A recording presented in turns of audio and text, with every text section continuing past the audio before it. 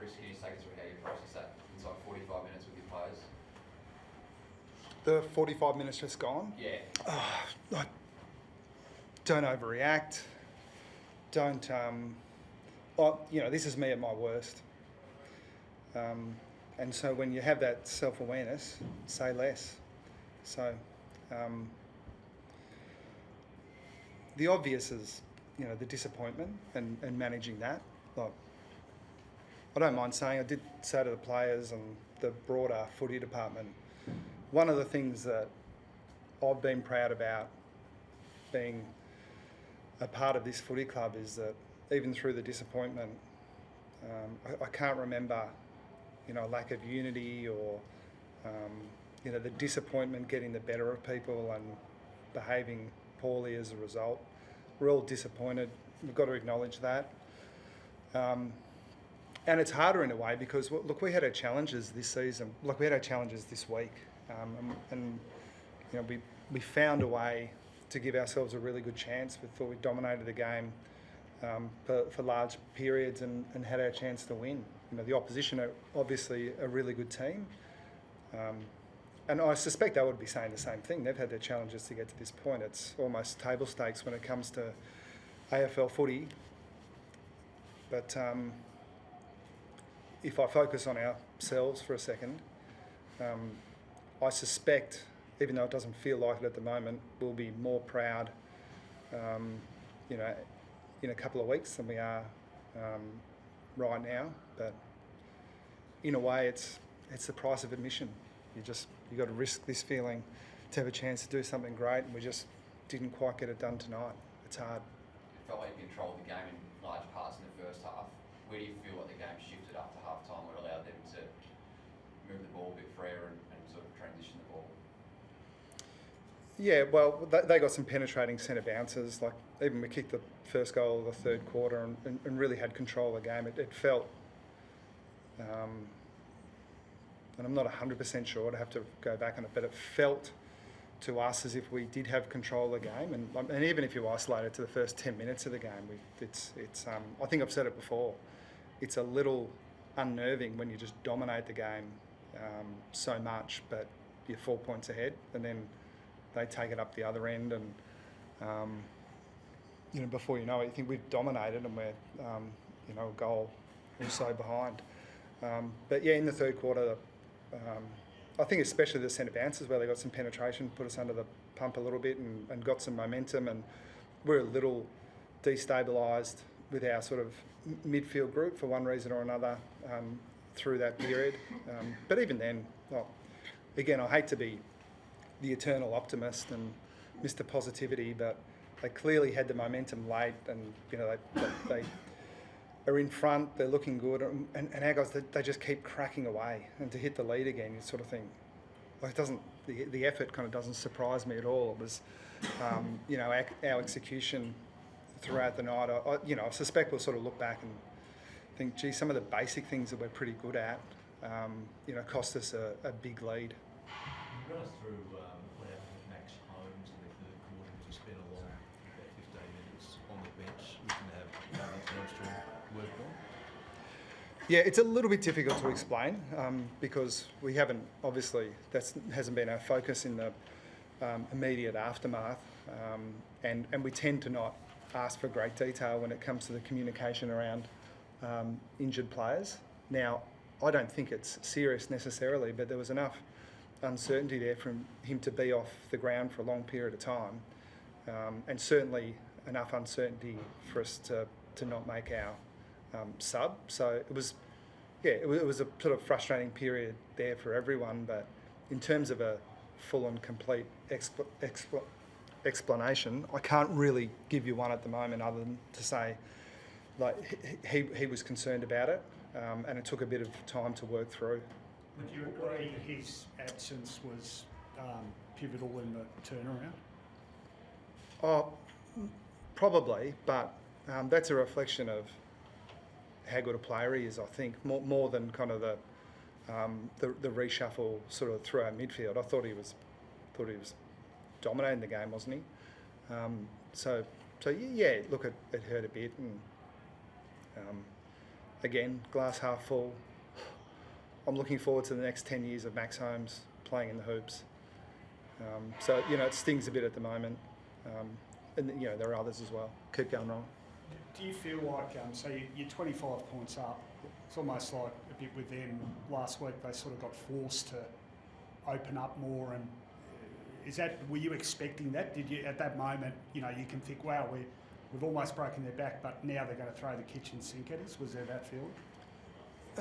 No, I think it's the way they play a bit. I thought there, especially in the third quarter, we had some bad turnovers inside our forward 50 where you thought we got a really good look and either didn't finish some really good looks or had a good look and they intercept marked, you know, sort of missed kicks a bit, and then they were able to kind of go fast from there. But generally, you know, unless they can get that's not their method out of the back half. But certainly, sort of centre forward, they were, they've got some sort of ballistic players who we knew if they got some good looks, they were going to be hard to stop. I thought it was more a product of the way they played centre forward rather than just throwing caution to the wind from the back half.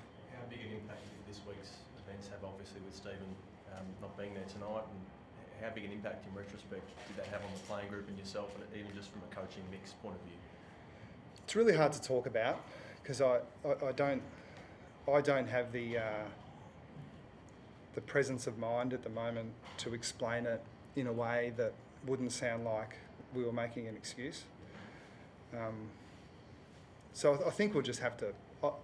I mean, I could try, but I've just got no confidence that I'll explain it the way it feels in my head at the moment. But King's he's been a super addition to our coaching group, been fantastic for us this year. You know, and he'll be disappointed that he wasn't a part of it. But he's just another example, and there are heaps within our footy department who are just going to have to pull themselves together. And I mean, he's going to be a fine coach as a head coach at some point. But if he's not and he's with us next year, I'm looking forward to working with him. The same way I'm looking forward to working with, you know, Lawson Humphreys. It doesn't feel that way at the moment, but we do have a bit to look forward to. So sorry about the answer, but I think you can understand where I'm coming from. Chris Fagan said that potentially, you know, a heavy win over West Coast and then a pretty significant win over Port Adelaide may have, maybe in hindsight, it isn't the best preparation. I know that it's hard looking back at these things in hindsight, but do you think that potentially that has had any impact at all on the way that you came into tonight? Oh, not really. No, I thought we were playing pretty well for a lot of the game, and I thought there were some basic areas where we really had a chance to put them to the sword, and I'm struggling to connect that with you know, a couple of dominant performances over the last month or so. And again, I said it during the week. If you gave us two options, play really well in your last two games and get through to a prelim, or play poorly and lose but be more match hardened, I'd take the former. It would have taken another kick, but Reece Stanley was clearly in a lot of discomfort when he went back for that free kick with a minute left. Do you regret that the player around him wasn't able to sort of intervene there and take the kick? Oh, I didn't watch it closely enough to have a view on it. There's a lot of things that we'll regret when we have a look at the vision, but yeah, no, I'm sorry, I'm just not across that bit well enough. We were sort of focusing on what we would do if he did kick the goal. How did you feel you set up when you hit the lead, 2 minutes 40 something left? Teams often try and throw a number behind the ball to protect the lead. How did you feel you sort of managed that? You know, I guess the 30 seconds when you were in front, and after I can't remember whose goal put you up. But how did you feel you managed that little period? No, the players executed that part pretty well without sort of explaining exactly what our system is in that scenario. We got beaten around the ball a couple of times that I thought was the bigger issue, but no, structurally we thought it was okay. We're certainly, over the course of the night, we're not isolating that period as being the difference. You might not be in a reflective mood yet, but that's the end of Tom Hawkins' AFL career. How significant a player has he been in the club and your time here at the club as well, in particular? Yeah, one of the best people I've met in footy. Go down as one of the all-time greats of the Geelong Footy Club. It pulls at the heartstrings, makes just when you don't think you could feel any worse, you start thinking about that stuff. And like Zach Tui, I mean, for the football public out there, like, let's all hope that he gets into the footy media, because if he can take 10% into that forum of what he brings into our footy club in terms of his humour and his manner, he'll be very watchable.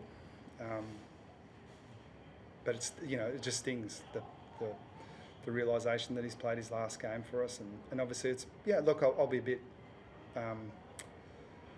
introspective here. I really don't like this part of the game. I found this week really hard dealing with those guys. And one of the hard parts is you come away from it and you still don't know whether it was the right decision or not.